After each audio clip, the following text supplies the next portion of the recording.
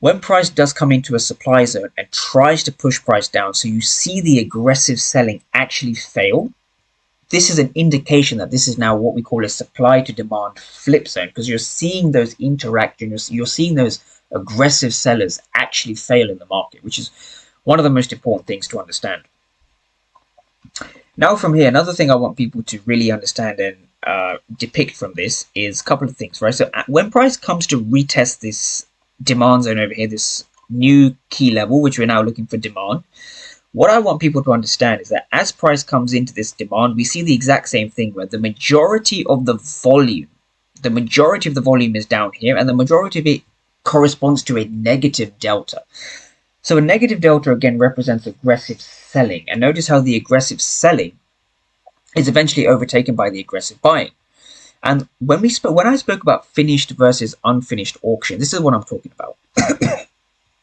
A finished auction, just for basic knowledge, a finished auction is when there's a zero on one side of the market, right? So in this case, we have a zero over here. So we have 4 and 0. In this case, we have 15 and 0. We have 2 and 0. We have 30 and 38 and 0. And then we eventually have 9 and 0, right? So when you see a high and low in the movement, so when you see this kind of price action, when you see the tip price action over here, which is what we're looking at. Now, this high and low, in this case, this kind of low in the movement was actually validated by a finished auction, let alone buyers, aggressive sellers, not being rewarded, right? So this is what validates the supply zone itself, right? So what actually happened, if I play price on, what we saw over here at around, I think this was 10:15 Eastern time, AM Eastern time, what we've seen over here is we've seen aggressive sellers that haven't been rewarded, right? So you see failing aggressive sellers, right? This is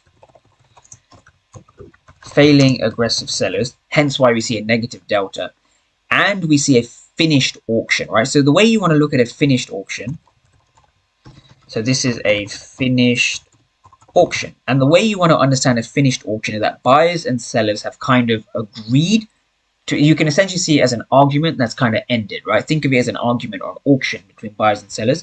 When you see a 0, it represents that that argument has ended and price is now willing to move in a certain direction. And how do we identify that direction? Is from using the aggressiveness of sellers and buyers.